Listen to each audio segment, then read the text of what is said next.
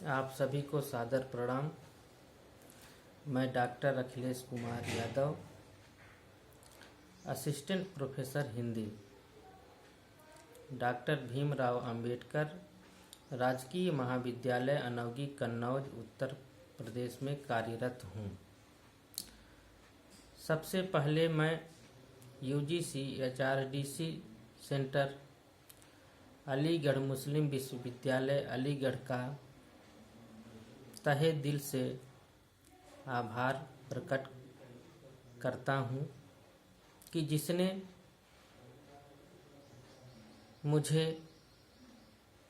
Faculty induction programme 20 का हिस्सा बनाया। सेमिनार प्रेजेंटेशन के लिए फूड फॉर थॉट के अंतर्गत कुछ कहानियाँ दी गई थीं, जिनमें से किसी एक कहानी पर सेमिनार प्रेजेंटेशन करना है।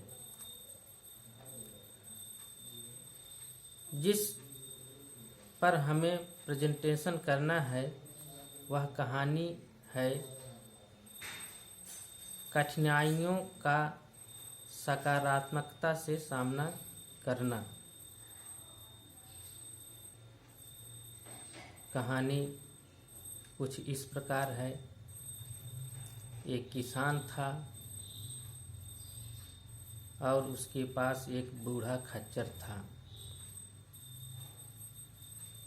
बूढ़ा खच्चर एक दिन किसान के कुएं में गिर जाता है। किसान को आवाज़ आई कि या तो वह प्रार्थना कर रहा है या वह सब कुछ कर रहा है जब खच्चर विपत्ति में होते हैं। हालात का सावधानी पूर्वक जायजा लेने के बाद किसान को खच्चर से तो सहानुभूति हुई, मगर वह मन ही मन निर्णय लेता है कि न तो वह खच्चर और न ही वह कुआं इतना मूल्यवान है जिसके लिए कष्ट उठाया जाए। किसान अपने पड़ोसियों को आवाज़ लगाता है और कहता है कि इस कुएं में इतनी मिट्टी डाली जाए जिससे खच्चर दफन हो जाए और अंततः उसकी पीड़ा समाप्त हो सके। पहले तो बूढ़ा खच्चर हृदय विदारक चीखों से रोता है, मगर जब किसान और उसके पड़ोसियों द्वारा फेंकी गई मिट्टी उसके पीठ पर गिरती है तो उसे एक युक्ति सूझती है। इस युक्ति से खच्चर का हृदय प्रकाशमान हो उठता है। वह सोचता है क्यों न जैसे उस पर मिट्टी गिरे वह उसे झाड़ दे और एक कदम ऊपर उठ जाए। फिर क्या, खच्चर यही करता है। एक के बाद एक मिट्टी गिरती रही और वह कदम ऊपर उठाता रहा, मिट्टी झाड़ता रहा, ऊपर कदम उठाता रहा, मिट्टी झाड़ता रहा, ऊपर कदम उठाता रहा। खच्चर इस क्रिया को बार बार दोहराता है और अपना उत्साह वर्धन करता है। मिट्टी के झोंके से उसे कैसी भी पीड़ा हो और यह परिस्थिति उसके लिए कितनी भी व्याकुल करने वाली हो, उसने इसकी किंचित मात्र भी परवाह न की। बूढ़ा खच्चर विक्षिप्त न हुआ और बस मिट्टी झाड़ता रहा, ऊपर की ओर कदम उठाता रहा। थोड़ी देर में बूढ़ा खच्चर विजयी योद्धा के समान थका हारा, घायल और जीर्ण अवस्था में कुएं की जगत की दीवार से ऊपर निकलकर कुएं से बाहर आ जाता है।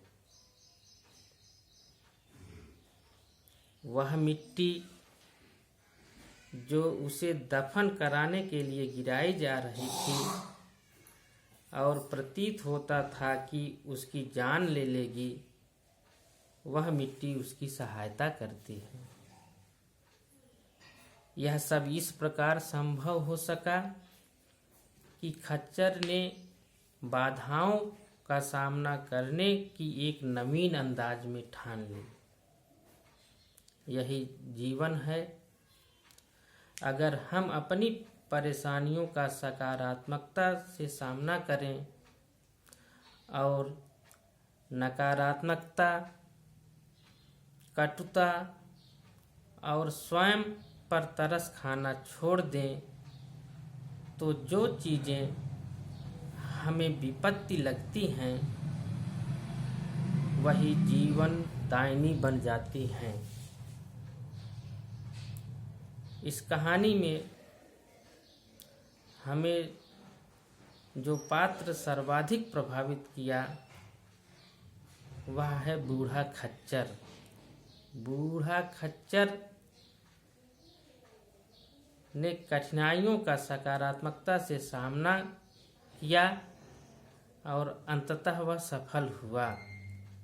यह कहानी से हमें यही प्रेरणा मिलती है कि हमें विपत्ति में घबराना नहीं चाहिए, बल्कि उन विपत्तियों से लड़ने के लिए सकारात्मकता के साथ प्रयास करना चाहिए। जैसा कि आपने देखा कि बूढ़े खच्चर पर जो मिट्टी गिराई जा रही थी तो उसे दफन करने के लिए थी, लेकिन बूढ़ा खच्चर उस विपत्ति में एक युक्ति सूझी कि क्यों न अपनी पीठ पर गिरी हुई मिट्टी को झाड़ी जाए और ऊपर कदम उठाता जाए। तो यही नियम सभी पर लागू होता है कि हमारे ऊपर कितनी ही विपत्ति आए, उन विपत्तियों को जो है हमें सकारात्मकता से सामना करना चाहिए। हमें अपनी विपत्तियों से स्वयं लड़ना होगा, कोई हमको बचाने नहीं आएगा। कवि दुष्यंत कुमार की एक पंक्ति याद आती है कि कौन कहता है कि आसमां में सुराख नहीं हो सकता। कौन कहता है आसमां में सुराख नहीं हो सकता, एक पत्थर तो तबीयत से उछालो तो यारो।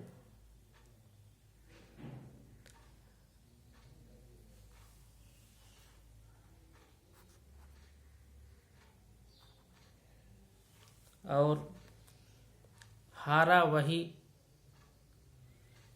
जो लड़ा नहीं। कहने का तात्पर्य वही हारेगा जो लड़ेगा नहीं, कि कोई भी लक्ष्य मनुष्य से बड़ा नहीं, हारा वही जो लड़ा नहीं। अंत में मैं एक पंक्ति कहकर अपनी बात समाप्त करूंगा कि प्रभु तुम केवल पथ हो, चलना तो हमको ही होगा। धन्यवाद।